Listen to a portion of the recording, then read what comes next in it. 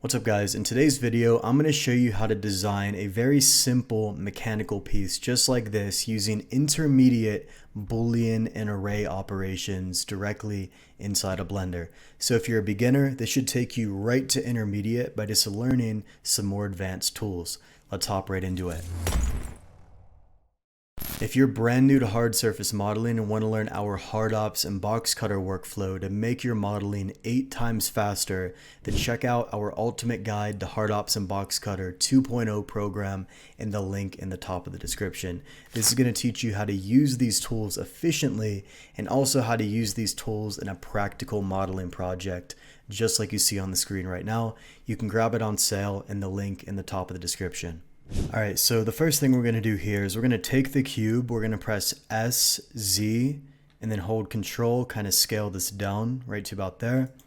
And then I'm going to go into edge mode here, and we're going to Control, Alt, and click on one of these edges. That'll select all the edges in the same direction of the same length. Then I'll just press Control B, and then we're going to go to the top face right here, and then bevel that one. Now we need to apply the scale real quick, so let's go into object mode, Control A to apply the scale, and then Control B to bevel that upper portion right there. Now what I want to do is I want to add in a cylinder, so Shift A, mesh, and then cylinder. We're going to set the vertex count to 64. That's just my number I'm using, just to make it smoother. We're just going to kind of scale this down a little bit, all right to about there.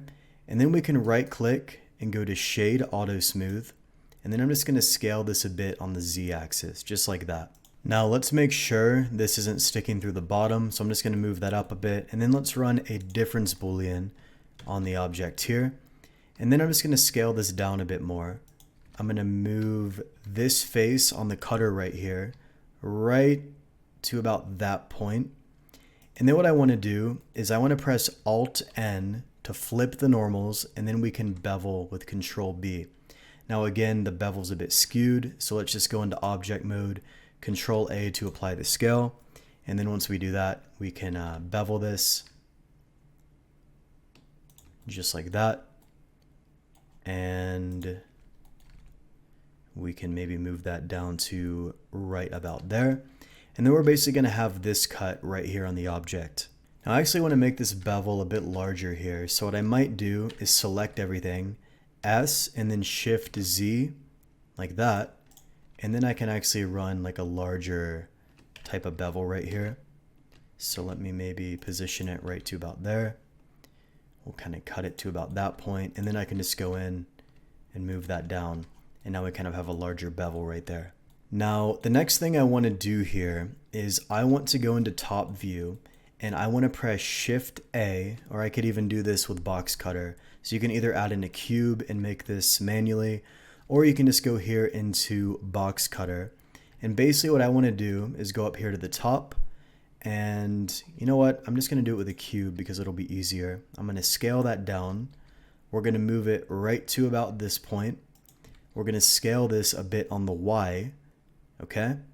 And then I can go into face mode here, and I can select this face and then scale this a bit on the X. Move that a bit forward. Scale that on the X. Let's move this up to about that point. And then I'm just going to press Control A to apply the scale. And then what I want to do is bevel this bottom edge right here. So Control B, just like that, to kind of make that shape. And there we go. What I'm also going to do is I'm going to bevel these two edges right here with Control B. I'm going to bevel this edge right here with Control B as well. And then I'm just going to Control click all the way around. We're going to bevel that. And then I can just tab into object mode, right click to Shade Auto Smooth, and now we kind of have this shape. Now what I'm going to do is use this shape to cut the cutter. So if I shift click on this cutter and then run a difference Boolean, now it's basically adding this piece to the main object. So we're going to move it down. You can turn off overlays so you can see it better. And we're just going to move this cutter object here right to about that point or so. And then if this is too small, you can always go in and just kind of scale that up. So I could scale that up to about there, move that up a little bit, And I think that'll be good. Now what I basically want to do is I want to rotate this into 90-degree increments. So we're going to have 4 of these, you know, basically we're going to have one right there, one right here, just to kind of show you. So yes, you saw that correctly. Blender crashed mid-tutorial. The good news is with these tutorials, I purposely go slow so you can follow along. So I just rebuilt this in like 10 seconds. But to continue where we were, basically what we did is we had this cutter cutting the cutter, right? And I basically just want to rotate this around into fourths, into quadrants basically. Now you can't do this natively in Blender. You can kind of hack it a little bit. It's just annoying with the mirror modifier. So what I'm going to do here is go into hard op. So Q, mesh tools, you can control click on radial array. And I don't want to use this many. I'm just going to scroll down and just make 4 like that. Then I just click and then you're done. That's why I like using hard ops, because it does these operations that normally you can't do in vanilla Blender.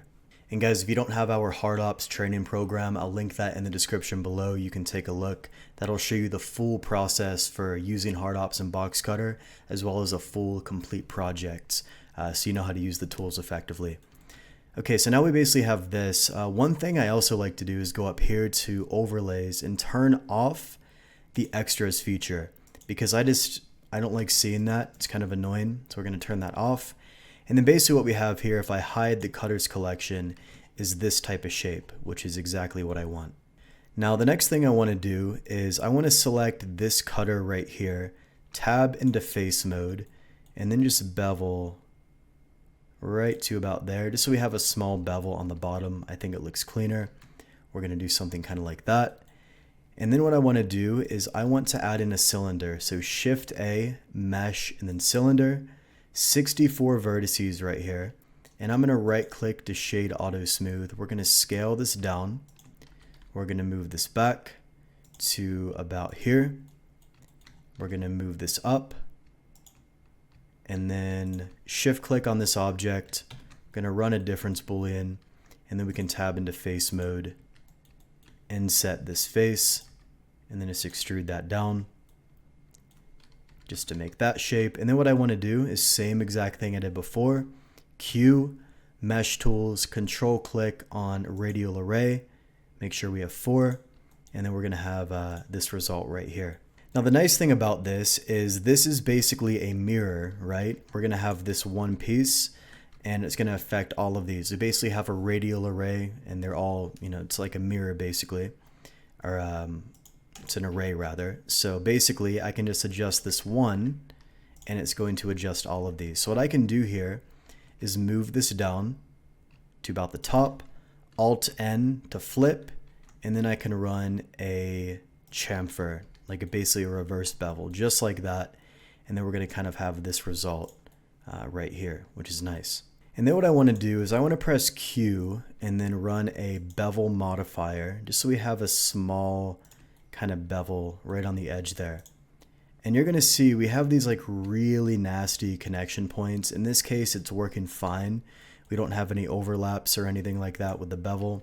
So in this case, I'd leave this alone. But usually to avoid those types of overlaps, I'd want like a perpendicular connection point. Now what you could actually do in this case is you could select this main object here. I could go to mesh, symmetrize over the X, and that's actually going to add a line straight through the middle. And this line right here, this edge, would basically be inherited by this area here, right? Because this Boolean isn't applied yet. So basically it would just inherit that connection point naturally. So you can kind of see I add that in, really clean connection point with no issues. Now the next thing I want to do here is add in another cylinder, shade auto smooth. We're going to scale that down. We're going to run a difference Boolean right here through the middle, just like that. It's a little bit thin, so what I might do is take this face and then just move that down a bit so it's a bit thicker. And basically what I want to do here, the first thing I want to do is similar to what we did with this piece right here, right? What I want to do is I want to duplicate this cylinder, and we're going to use this new cylinder as another cutter. So basically, let me just scale this down a bit, just like that. And I can use this cylinder to cut from this cylinder, which is going to reveal this shape here. And the reason that's happening is because you can see, basically by adding in this cutter, it just removes a piece of this cutter right here. This is a bit confusing to get your head around. It's called cutting the cutter. I have other tutorials on my channel if you want to watch that. I also kind of explain this more in depth, but you can kind of see what this is doing. This is the Boolean, right? And then I'm running a Boolean on the Boolean, okay? So basically what I want to do is I could either run a radial array. Let me just save in case Blender wants to crash. I could run a radial array and, do something like that, which is kind of cool. I could also just mirror this, one there and then one there. So I could have a result like that. Just kind of depends what you're going for. The radial array solution looks pretty clean, but I'm just going to go ahead and just run a mirror here, run a mirror right there, and then we're going to have that result. And now what I'm going to do is duplicate this one more time, scale this down to about there, and then we're just going to cut the main object here to create that. Hopefully that wasn't too confusing. If any of that was confusing, comment below. Tell me what was confusing and I'll explain it better. But just to kind of run you through that, this is really easy to wrap your head around if you kind of see it for what it is, okay? Let me just hide these cutters and go through them one by one. So right now we have this piece being used as a Boolean, right? And then on this particular piece, we have, this Boolean right here, creating this effect, right? Now, on the main object, all I really have is this set of cylinders here being used as a Boolean, right? It's no different than me just going in here, adding in a cylinder, and then just cutting in a Boolean right here. It's the same exact thing, right? So we're using these right here as a Boolean, and then we're using a cutter right here in the middle with another Boolean on it, okay? If this was confusing, the best thing you can do is rewind this video and re-watch this part to see what I'm doing for a second time, because you're not always going to get it right up front, and that's fine.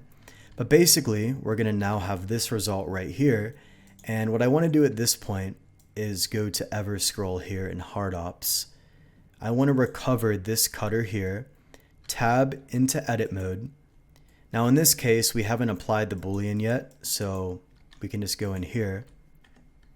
Can move that up a little bit, Control B, E to extrude, right click, and then Alt S to kind of move that in, just like that, to kind of create that effect right there. And you're going to see we have a little bit of some overlaps right here, so you can kind of see why that's occurring. Now there's two ways to fix this. The first one would be to actually apply this Boolean right here.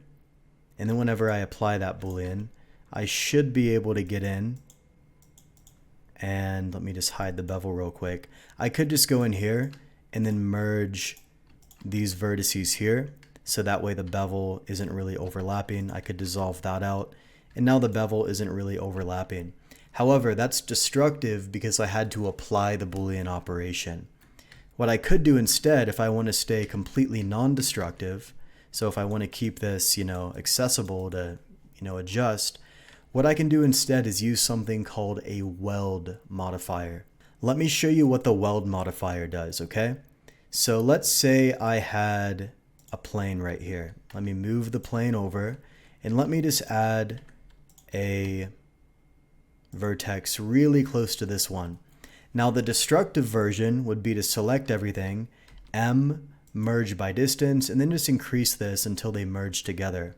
However, that's the destructive version. If I want to do this non-destructively, I could go in here to add modifier, generate weld, increase this, and you're going to see it does the same exact thing. The only difference is I can turn this off and on, and I'm not, locking that operation in unless I apply this weld modifier, right?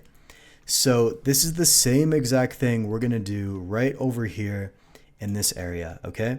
So let me just zoom in so you can really see what's happening. I'll get in here so you can see it. What we're going to do is we're going to select this object. We're going to go to generate weld. And the weld modifier here is going to go right below this Boolean, so it's not affecting anything else. So we're going to go here, just drag that up right below this Boolean.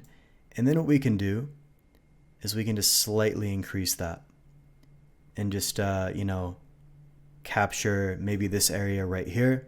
You can see it captured that area. Now this one we might not be able to completely take care of, and it's just going to be a bit messy. So I might just make this bevel here just a bit smaller, and you're going to see that just kind of, merges these vertices together non-destructively. So we're just going to keep that added, and there we go. Looks really nice. It's a bit more advanced. Just depends if you want to add that in or not, but that's how that works. And then what I want to do here is go to these Booleans, move this down, gonna bevel this, Alt S, and do something like that. And now we basically have this shape right here. So that's a really simple and easy way to create interesting looking types of mechanical shapes, just like you see right here, by using more intermediate operations and also using arrays, mirrors, and Booleans properly. You can easily make stuff like this. Now guys, if you want to learn our full hard ops workflow so you can make stuff like this very easily and you're not confused by the tools, make sure you check out our ultimate guide to hard ops and box cutter 2.0 program, linked in the top of the description. That's going to teach you not only how to use the tools comfortably, it's also going to show you how to make your first project using the tools. So we teach you the tools, and then you design this truck right here using the tools. So it's kind of a 2-in-1. So if you want to learn how to use these tools as quickly as possible, check out the hard ops and box cutter course in the link in the top of the description. These tools make our workflow on average 8 times faster, meaning a 100-hour modeling project will now just take about 12 hours. So it saves you a lot of time, especially if you're modeling in Blender very frequently. So again, that'll be linked in the top of the description. Hope you learned quite a bit in this video. Hopefully it wasn't too confusing, and if you have any questions, just comment below and I'll help you out. Thanks for watching, and I'll see you in the next video.